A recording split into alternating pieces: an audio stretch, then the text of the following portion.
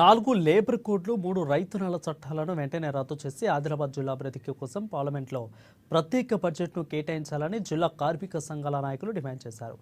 ఆదిలాబాద్ జిల్లా కేంద్రంలోని ఏఐటీయూసీ జిల్లా కార్యాలయంలో అన్ని కేంద్ర రాష్ట్ర కార్మిక సంఘాలు రైతు సంఘాల ఆధ్వర్యంలో మంగళవారం ప్రెస్ మీట్ను ఏర్పాటు చేశారు. ఈ సందర్భంగా ఏఐటీయూసీ జిల్లా ప్రధాన కార్యదర్శి సిర్రా దేవేంద్ర మాట్లాడుతూ ఎన్నో సంవత్సరాలు పోరాటాలు చేసి చట్టాలు సాధించుకుంటే వాటిని కేంద్రం నిర్వీర్యం చేసి 4 లేబర్ కోడ్లను తీసుకొచ్చిందని అన్నారు.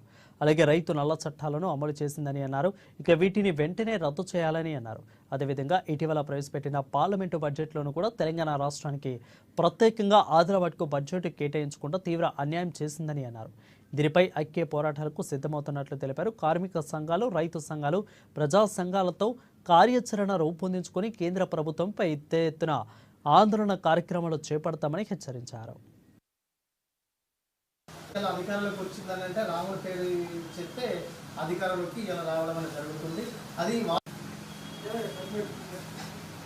కేంద్ర ప్రభుత్వం అవలంబిస్తున్నటువంటి తీరుపై ఈ రైతు 3 నల్ల చట్టాలు రద్దు చేయాలని, అలాగే లేబర్లు కార్మికులు ఎన్నో పోరాటాలు చేసి సాధించుకున్నటువంటి 44 చట్టాలను 4 కోడ్లుగా తీసుకొస్తున్న దాన్ని వెంటనే ఉపసంహరించుకోవాలని చెప్పేసి, ఆదిలాబాద్ జిల్లాకు మొన్న పార్లమెంటులో ప్రవేశపెట్టినటువంటి బడ్జెట్లో ఎలాంటి విమానాశ్రయంకు కానీ, ఆదిలాబాద్ నుండి ఆర్మూర్ వరకు రైల్వే లైన్కు సంబంధించి కానీ, మూతపడ్డటువంటి సిమెంట్ ఫ్యాక్టరీని రీఓపెన్ చేయడం కోసం కానీ, ఆదిలాబాద్ జిల్లాలో టెక్స్టైల్ పార్క్ కోసం కానీ, కొత్త ఇండస్ట్రీలు కోసం కానీ ఎలాంటి బడ్జెట్ కేటాయించకుండా ఆదాని అంబానీ పెట్టుబడిదారుల కోసం, బడాబాబుల కోసం ఇవాళ బీజేపీ ప్రభుత్వం ఇలా దేశ ఆర్థిక శాఖ మంత్రి నిర్మలా సీతారామన్ గారు ఇలా ప్రవేశపెట్టినటువంటి బడ్జెట్లో తెలంగాణ ప్రజలకు, ముఖ్యంగా ఆదిలాబాద్ జిల్లాకు తీవ్ర అన్యాయంగా